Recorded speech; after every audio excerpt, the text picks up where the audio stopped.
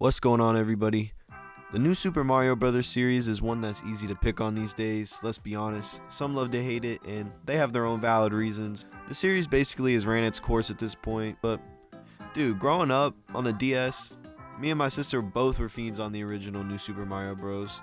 It doesn't mean it was good, but I remember it being one of the first games I would beat multiple times, and it kind of made me look into like retro games and gaming as a whole a lot more, so I'll give it a pat on the back. Mario Brothers Wii too, and was playing it co-op on Christmas Day. There's just a lot of memories with these games like kind of running in the background.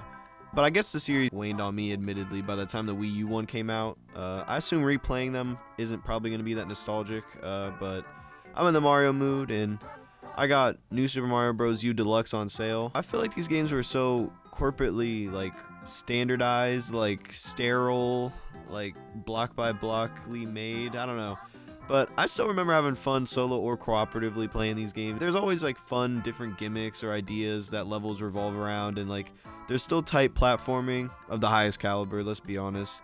But I'm about to try that one that was different. I remember that green box, tall, dark, and handsome.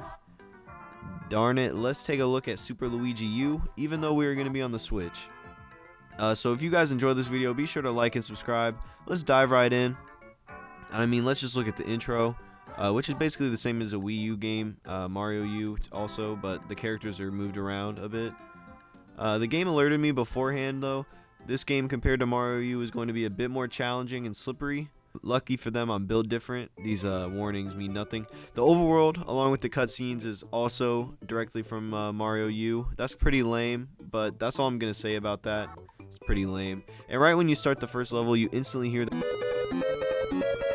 that noise, like the where you see you only have 100 seconds to go, and you have to beat the clock, so that could be kind of fun. And for first level in a Mario game, it felt instantly harder, so maybe this one's for the true legends. No babies. The first few levels were like really compact, like so fast, like I swear it's like Sonic type and it felt very fun. I don't know, I finished the levels in like 35 seconds or so. I wasn't sure that the time would ever really be an issue. But just the fact that the music is sped up had me like rushing. And apologies in advance if you cringe at me not getting every star coin. That's not this channel's thing. Or you see Luigi's hands right there when he entered through that door? Or am I tripping? I don't know. Even the basic boss felt refreshing because it wasn't like muscle memory, because Luigi has like very different gravity and weight. He's so light. He kind of reminds me of like a spring or like human spaghetti or something. It takes me right back to Mario Advance 2. The game's graphics are definitely unappealing though. It's not attractive. It's not nostalgic like other Nintendo games to me. It's just kind of blobby and gross and like Jimmy Neutron-y. It still had good first impressions, and it seemed like nice bite-sized levelage, which is good for portable play. I wonder if the series would be held in different standing if this game came out on the 3DS instead of New Super Mario Bros. 2, because that game kind of felt like they were milking it. I feel like it would make the series feel less bloated, but let me change the subject. That's a pointless hypothetical. But yeah, some of this level design has shown the game industry has come full circle. This is Sonic level design in a Mario 2D platformer. It's fun though. I love speeding through these levels like a crack at spinning things to get more momentum, sliding down ramps, doing triple jumps to hit just because I gotta go faster. And I also love these little baby Yoshis in the game. I'm definitely gonna be chilling with some for a little bit of the game. They're cute, and they make it so you can run even faster because you don't really have to worry about getting hurt, barely. But did anybody else notice how thick Luigi got in the penguin suit? But you know what? The first world was a lot more fun than any first world I've played in a while, also including Mario Maker. But speaking of Mario Maker real fast, there's a really good subreddit for like Nintendo-like yet and not scary hard Mario levels. It kind of helps sift through like a lot of the trash. But I use a lot right here that could squeeze out some extra mileage in Mario Maker 2 if you're interested. Anyway, I wish these games weren't so stuck in the every world has to be the same every trip. It gets so old. And I feel like the main reason everyone thought this series blended together. In Mario 3D World, the worlds may have been the same, but that didn't stop the levels from being a little more random and having like way better variety. The gameplay compared from the others in the new Super Mario Bros. Series to this one is also though just really different. It's hidden.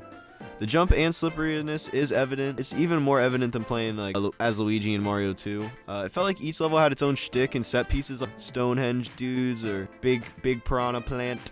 But each world still managed to blend together a little bit. Like I can't pick out every bit and piece like a certain level from the other one. But each level is enjoyable, but they also fly by. Barely avoiding death and like hauling ass is like the best part about platformers, so I really like one that would emphasize it like this.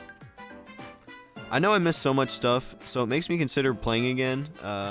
Like seeing all these random 8-bit Luigis is kind of a nice touch. The year of Luigi was a crazy time. Not really. The power-ups in this game are honestly pretty varied, which I do not see as a problem or a negative. Even if the acorn and the flying hat are kind of redundant, it's still fun to have that variety. Like, it doesn't matter that the ice flower and the fire flower are similar. They're still kind of cool to have both. And I didn't even remember this power-up, and you need Toadette to use it, so I'll just save that for like later. But you get to choose your path, kind of, which is cool. But I just like after I finished one world, I went back and went to the other world. I remember when this game was coming out, they were like emphasizing this overworld is connected, but it's really not that interesting. It's really kind of bare minimum-y to be connected. Like, kind of just leaves something to be desired. It's so square and just man-made looking throughout the majority of the game.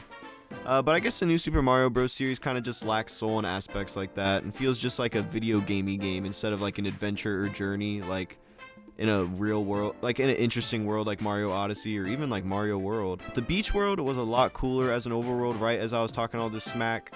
It has more stuff to look at in the overworld too. And the beach levels reminded me of that like one island area in Dead Island, if anybody knows what I'm talking about. But the beachy levels were my favorite style of the whole game. The music was good. And honestly, it might have something to do with like my brain's love for Mario Sunshine. The best part about this game was it felt like nothing overstayed its welcome.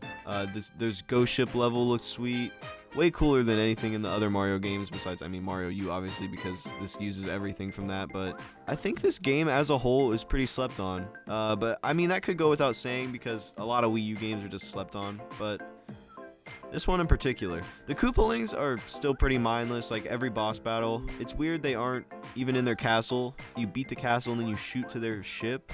But yeah, they're varied, but they're nothing crazy. I still died in the game plenty of times, more than I remember dying in like a new Super Mario Bros. Game. It's not even that hard, but you're just in such a rush. You think you have to be in a hurry, and it's just fun how I like to play it. But yeah, the fast-paced gameplay almost reminds me a little bit of games like Super Meat Boy. Not really, but like it also gives me like an idea that this game didn't really need lives and game overs and continues. The 1-up would never go away, I guess, but let me just put that thought out into the air even if it's dumb. The Soda Jungle world was very imaginative. I remember this one course everyone blew when Mario U first came out because it looked like a painting. But I really liked them. I feel like these new Super Games levels get so much cooler in like the middle to like near the end part of the game. It's like gets in its prime and then like but like the first parts are kind of like boring and just like mundane and like rudimentary. But another positive of this game is the ghost houses. There's like still ghosts, the music, the hauntedness, but there's not like the stupid puzzles or like my brain does not have to turn on basically is what I'm saying. The Koopalings are always so easy though. The variety is cool and the bosses are different enough, and there's also like some mini bosses that are like not Koopalings, like you fight Kamek and like some other stuff, like a big version of some of these regular creatures, but you can cheese them and just like the second they like are not hurting anymore, you can just hit them on the head. It doesn't drag on though, and throughout each level there's no checkpoints. It's just get going, finish it in one try, buddy, because they're very short. You're going to see some familiar backgrounds and level themes, but there's a lot of new ideas, and it got me excited to see what was next for Luigi U because this game slaps. I honestly don't remember like not enjoying my time with the new Super Mario Bros. Game, but I feel like this one goes harder. The final world had more complex level concepts, but it didn't really hit a peak of difficulty. I feel like from like world like 3 or 4 onward, it felt like consistently hard, which was kind of odd, but yeah, every world had memorable levels, but the worlds as a whole kind of blended together. Due to the similar theme. There's definitely some standouts, and the gameplay of this game is actually probably more fun than the regular Mario formula. It basically trims all the fat of a Mario experience, which makes sense. Luigi is skinny. That's a funny joke. Most definitely. I can't even really remember a time I was frustrated, though. I died a lot, to be real, but it wasn't really hard, if that makes any sense. Most of the deaths would just be careless mistakes, or just because it feels like the level design was made to let you loose and just have fun and do random Luigi slippy stuff. He controls well and you get a really good feel throughout the game. Going back and playing a Mario game almost feels like overly precise. I feel like this game made my reaction time even better for 2D platformers. But seriously though, this game didn't get any respect because we were so tired of these graphics, the style, the redundancy of the series. We didn't appreciate the new Super Mario Bros. Series, the one with no Mario. There's a time we all must ask Ice Flower or Fire Flower. But yeah, it doesn't matter. But bro, some of these bosses are so broken against Luigi. Bowser just looks so stupid. I know it's like the easy first stage, but come on. And Princess Peach, quit crying. We are witness greatness. Jeez, lady. It was weird her saying Luigi instead of that same Mario clip that they always say for like the past like 10-15 years. But the boss battle spoiler alert was pretty fun. Called back to your Bowser Jr. fight and was pretty cool. The music made me feel accomplished at the end. Luigi said, yes, I'm a winner, and I felt like I was validated for those few moments. Then Bowser Jr. just jumped off with his dad and killed himself. That was pretty poetic. And just like that, Luigi gets kissy, and our adventure feels worth it. The Mushroom Kingdom's figurehead was saved once again. Bowser dips, and then the credits music was slapping. The steel drums were hitting. Dude, I was vibing. The soundtrack was better than I remember. Even though the instruments aren't that cool, it hits what you expect it to. A little catchy. Better than a generic game. I was just surprised at how non-generic this game was as a whole, though. I really think it has to do with its looks. It's just I'm not expecting much. But how could something new come from something I've seen so many times? But there was a lot to see upon the first playthrough. There's even more that I haven't even touched on. I'm reminded I didn't even play as the other characters. Nabbit's pretty cool. He looks cool too. I'd let him borrow my lighter if he needed one. He's also invincible when you play as him, and I feel like he emphasizes the speed the levels were designed around.